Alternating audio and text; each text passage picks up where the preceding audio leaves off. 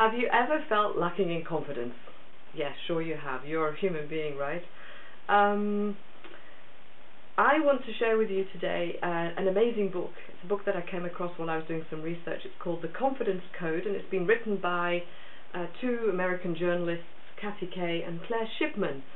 I'm British, as you can tell, and I find it just as relevant over this side in Europe as it must be. It's a New York Times bestseller, as it must be in the States.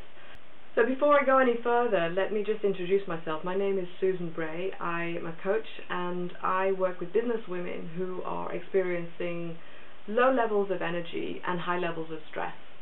And I'm passionate about helping women realize their full potential, and this seems to be one of the challenging areas that we experience. So I love this book, and I think it's a book that every woman should read, and particularly women who are looking to reach their fullest potential and get to the next level. So whether that's you're a businesswoman, or whether you're an entrepreneur, whether you are a sportswoman, whatever area of achievement you have, and even whether you are a homemaker, I think the question of confidence and how we can access it is really well explored in this book. I found it inspiring. I found it liberating, and one of the things I love about it is not a book of tips and tricks and how-tos. It's really an exploration of the science and the art of confidence. What is it that, because it turns out that confidence for men and confidence for women are two different things, but obviously, well, maybe not obviously, we are human beings, but there are certain challenges that women have with confidence that's particular to us, and that's explored in the book. There's a difference in the brain between there's difference in the male brain and the female brain. The differences aren't great, but they're very subtle differences, and together with nurture, how we've been raised, these can create challenges for us where the result is that we experience more self-doubt, where we experience a tendency to overthink, to over-prepare, to want to be perfect in everything that we do. And it's one of the conclusions that came out of the book is that very often for women, we feel confident when we are really prepared, and when we feel that what we're going to be doing is perfect or close to perfect. And obviously, when we think about it, trying to attain perfection is one of the things that is going to undermine our confidence. So, I hope to do justice in the next 5-10 minutes or so to the book, and my goal is at the end of it that you'll go out and get it and read it for yourself. It's wonderful, and I think what I like about it is it confirms a lot of the things that we kind of intuitively feel and know already, but it exposes them, and in so doing helps us to give ourselves a break. One of the ways that the authors have gone about researching their topic is actually they have interviewed many really successful, high-achieving women who have power, women who have authority. For example, like Christine Lagarde, the leader of the IMF.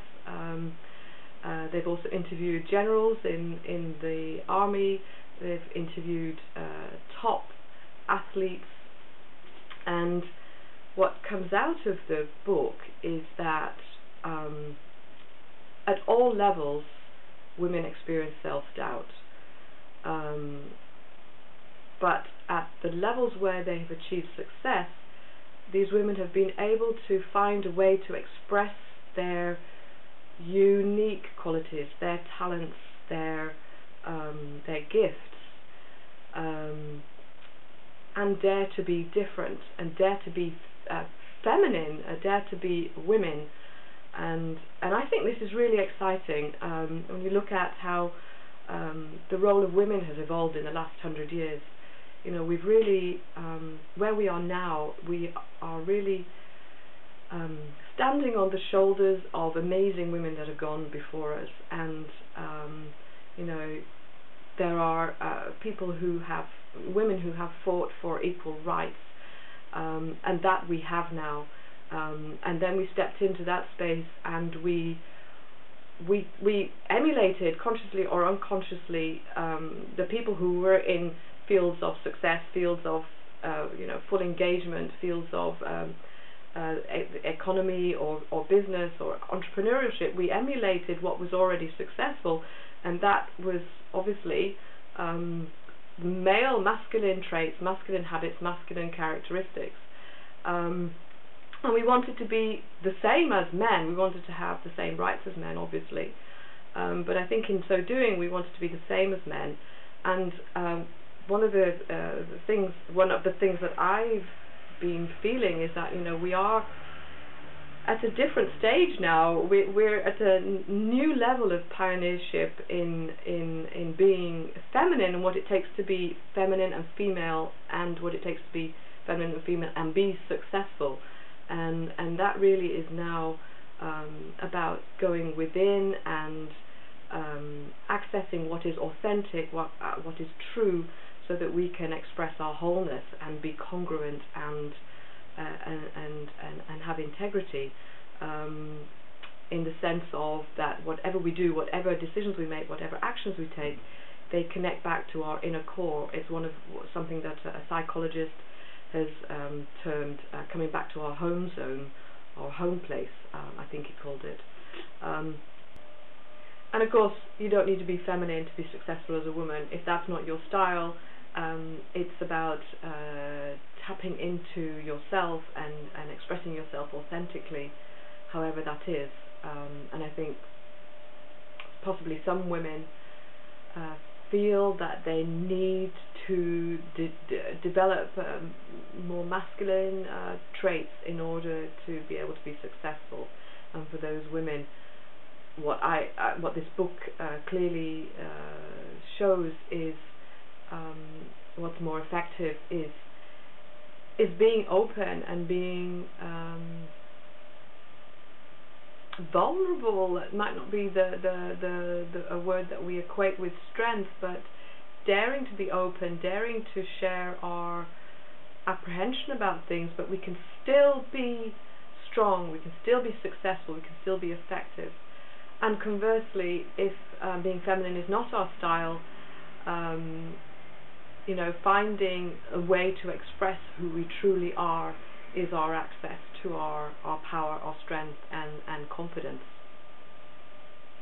And it really is a global economic necessity to see more and more women in all levels, and this is something that Christine Lagarde really uses her position to profile and to bring about is women at more levels, more senior levels, on boards, in all levels of business, because in doing so, it really affects the bottom line. There is enough evidence and research and successful companies who have actively gone out accessing the talents and skills that women can bring to business success, which are, you know, quite different to that men bring, and together, harmonizing those together really does affect the bottom line. So there's loads that I would like to share about this book. You know, I think some of the things that came out of it is what is confidence, what confidence isn't. Confidence isn't bravado. It's not trying to be like the guys, like men.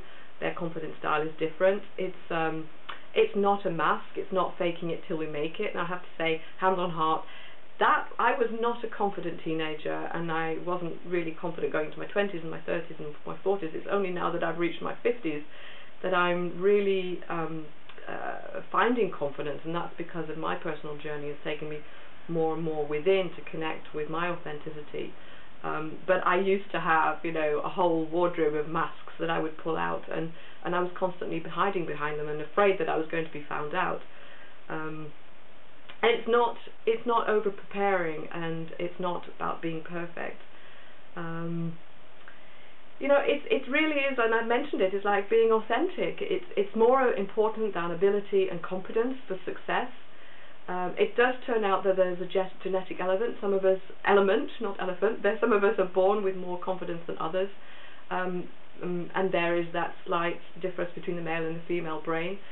But it is something that we can influence. We can become more confident, and the book does end with, and you actually kind of draw these conclusions yourself as you're going through, which is what I love about the book. But at the end, it kind of does draw those through, those together. And I would say, you know, some of the things that you can do now, and I'm going to create a separate video, because I want to show you an exercise that I've found very beneficial, and with my clients and people that I know, to be able to access your authenticity and access what is real. I'll do that separately, but for now there are a number of things that you could take away from the book, from this video. Is when you're creating a goal, create a goal that is at least bigger than you. Big goals are at least bigger than you. Practice being decisive. If you feel like you want to over prepare, or you're feeling apprehensive about something, just take a moment and think, okay, what is the next decision I can take, and make it.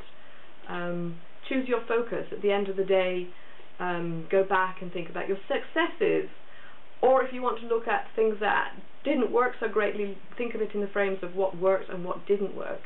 Don't go back and think, I did this wrong, I did that wrong, I should have done that better, you know, that's kind of not an empowering frame.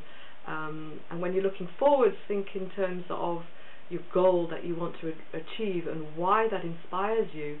It's really, really important, or really powerful, to connect with why we're doing anything, more so than the things that you need to do in order to be able to get there. And trust your instincts. That's something that deserves a whole subject in and of itself, and that makes it the video that I'm going to share on how to connect within, that will make that more possible. And dare to be different. So I just want to leave you with a wonderful quote at the end of the book. It's really basically says that this then is the art of confidence. It's how we each create a confident interaction with the world that builds on who we are as women and as individuals.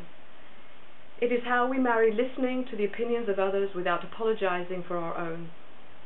It is how we ask for votes, or donations, or support, while taming the voice that tells us we are being self-aggrandizing. Difficult word, that. It is how we reconcile what we both thought, this is the author speaking, that was an irreconcilable paradox. Our reluctance to speak up and take center stage, with the absolute need to make our voices heard. This is an exciting book.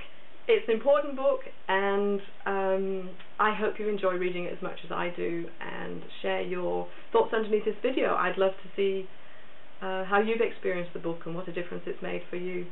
Okay, see you in the next video with the exercise I'm going to show, and see you next time. Bye.